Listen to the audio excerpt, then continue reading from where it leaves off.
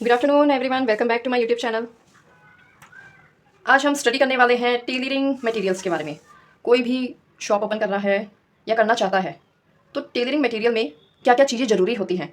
Top 21 कुछ चीज़ें हैं, कुछ आइटम्स हैं, वो हमारे बुटीक को स्टार्ट करने के लिए बहुत ज़्यादा इंपॉर्टेंट होते हैं।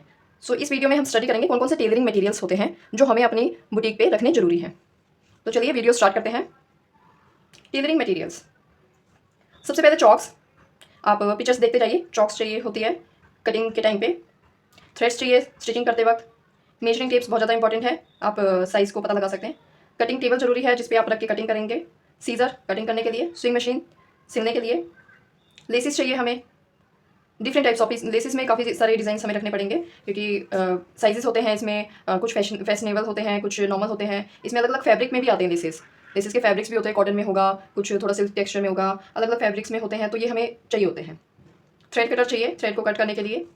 बॉबिन्स हो गए हमारे पास, बॉबिन्स कई सारे रखने पड़ेंगे बिकॉज स्टिचिंग के टाइम पे हमें ज़रूरी पड़ते हैं। हुक्स चाहिए ब्लाउजेस में लगाने के लिए, या कोई और हमारे पास ड्रेस है उसमें हुक लगाने के लिए चाहिए होता है। मेनली हमें ब्लाउजेस के लिए चाहिए होता है। इलास्टिक्स, इलास्टिक्स भी कई सारे साइजेस की होती है, और कलर की अगर बात करें तो ब्लैक या वाइट आप कलर चूज कर सकते हैं, यही दो कॉमन कलर है। और साइजेस इसमें होते हैं, हाफ इंच के भी होते हैं, हाफ इंच से कम के भी होते हैं, डोरी जैसा भी होता है, और उससे पौने इंच का होता है, हाफ इंच का होता है, 1 इंच का होता है, और इससे भी ज़्यादा 1.5 इंच तक के आपको रखने पड़ेंगे डिफरेंट साइजेस के लिए। बिकॉज मेनली तो वैसे पैंट वगैरह पे बॉटम पे हमें लगाना है, बट हमें कई बार कुर्ती में स्लीव्स में अगर यूज़ करना है तो कुछ डिफरेंट यूज़ करना पड़ेगा। या बच्चे का बनाना है, अगर आप किड्स का की स्टिचिंग कर रहे हैं तो उसमें फिर हमें पतली वाली इलास्टिक चाहिए होगी। सो इस तरीके से हम डिफरेंट साइजेस में हमें इलास्टिक्स रखने पड़ेंगे। लटकन हो गए। लटकन कई बार हम मैचिंग सेम फैब्रिक से बनाते हैं, कई सारे कस्टमर बोलते हैं सेम फैब्रिक का ही बनाए हैं जिससे कि मैचिंग अच्छी हो पाए। और बाकी हमें रेडीमेड भी रखने होते हैं, रेडीमेड हमें अटैच करना होता है। कई बार रेडीमेड थोड़े से फैंसी ज़्यादा होते हैं, वो भी बहुत सुंदर और रेडी मटेरियल है, तो वो भी कई बार कस्टमर खुद से भी लेकर आ जाते हैं लटकन। और कई बार आपकी शॉप से वो चूज़ करके उसमें आपकी कुर्ती में या लहंगे में या चोली में कहीं पे भी वो फिर चूज़ करके भी परचेज करके वो आपसे लगवाते हैं। फ्रेंच कर्व्स, फ्रेंच कर्व्स आपके आर्म होल को शेप देने के लिए, नेक को शेप देने के लिए ये बहुत ज़्यादा इंपॉर्टेंट है। नेक्स्ट आते हैं हम हिप और स्ट्रेट स्केल। ये मेजरिंग जब हम कटिंग कर रहे होते हैं तब हमें हिप कर्व पैंट के लिए चाहिए, स्ट्रेट स्केल हमें कुर्ती या पैंट में यूज़फुल रहता है।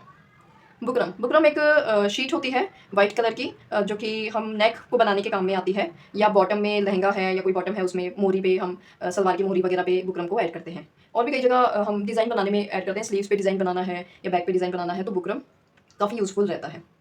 फिर है इंटरलाइनिंग। इंटरलाइनिंग है कोई भी फैब्रिक है, फैब्रिक के नीचे अगर ट्रांजी है वो फैब्रिक, या बहुत ही ज़्यादा वीक फैब्रिक है यानी कि कमज़ोर फैब्रिक है, तो उसे सपोर्ट देने के लिए एक तो हमें उसका ट्रांजीनेस जो है, जो पारदर्शी कपड़े हैं, तो उसमें उसको ख़त्म करने के लिए इंटरलाइनिंग लगाई जाती है, अस्तर जिसे हम अस्तर भी बोलते हैं।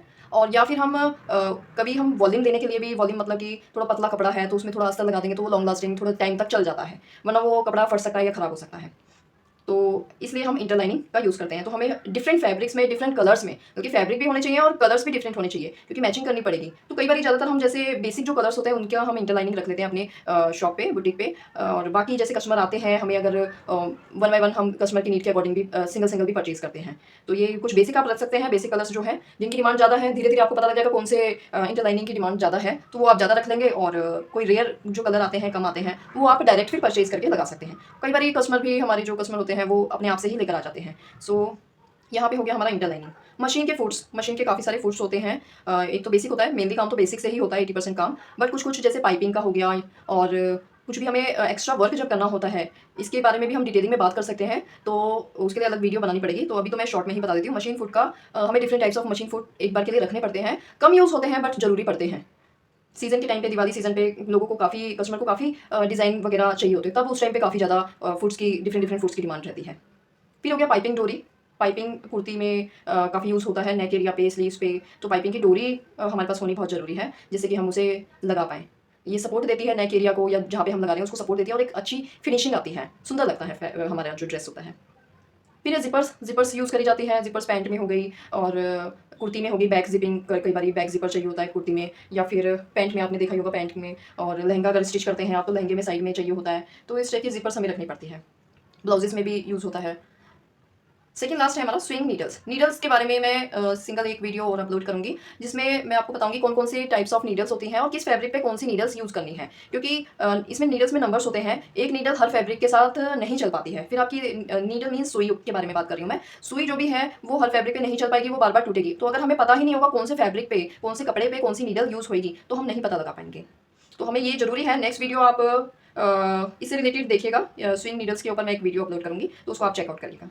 लास्ट है बटन्स। बटन्स हमारे पास डिफरेंट टाइप्स ऑफ बटन्स होने जरूरी हैं, और कई बार हम बटन्स को बनाते भी हैं। वैसे भी कई बार तो ये रहता है कि बटन्स जो है वो हम लगा देते हैं डायरेक्ट। कई बार उस बटन को लेके हम जो फैब्रिक का हम कुर्ती बना रहे हैं, हमें कुर्ती पे अगर यूज़ करना है, या बॉटम पे पैंट की बॉटम पे हमें बटन्स लगाने हैं, तो हम उसका फैब्रिक लेके उस बटन के ऊपर कवर करके उसको अटैच कर देते हैं ताकि सिमिलैरिटीज़ आ पाए। तो इस तरीके से बटन्स काफ़ी जरूरी है, कई सारी जगह हमें लगाने पड़ते हैं। कुछ कलरफुल और डिफरेंट डिफरेंट साइजेस के हमारे पास बटन्स स्टार्टिंग लेवल पे होना ही बहुत जरूरी है।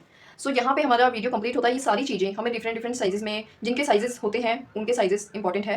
हर रेंज को रखना जरूरी होता है। और स्टार्टिंग में आप ये कर सकते हैं कि कुछ रख लिए, बाकी फिर आप according to demand of customer आप अकॉर्डिंगली फिर परचेज कर सकते हैं। स्टार्टिंग में आपको पता नहीं रहेगा, अगर आप फर्स्ट टाइम स्टार्ट कर रहे हैं तो आपको नहीं पता होगा कि कौन सी चीज़ की क्या डिमांड है। तो इकट्ठे सारी चीज़ें एकदम से बल्क में नहीं परचेज करिए, थोड़ी थोड़ी चीज़ें परचेज करिए। और जैसे चौक हो गई, थ्रेड्स हो गए, थ्रेड्स तो आप बॉक्सेस ले सकते हैं, थ्रेड्स के बॉक्स ले सकते हैं। ये तो चीज़ें जरूरी है। स्विंग मशीन होना जरूरी है, मशीन फुट जरूरी है। मैं ये बात कर रही हूँ लेसिस के लिए, और इलास्टिक भी होना जरूरी है। डिफरेंट डिफरेंट टाइप्स के ये रख सकते हैं, इनमें वैरायटी नहीं चाहिए, इसमें साइजेस होने जरूरी है बस। और 2 कलर, ब्लैक और व्हाइट। जैसे लटकन हो गए, लेसिस हो गए, और इंटरलाइनिंग का मैंने आपको बताया है।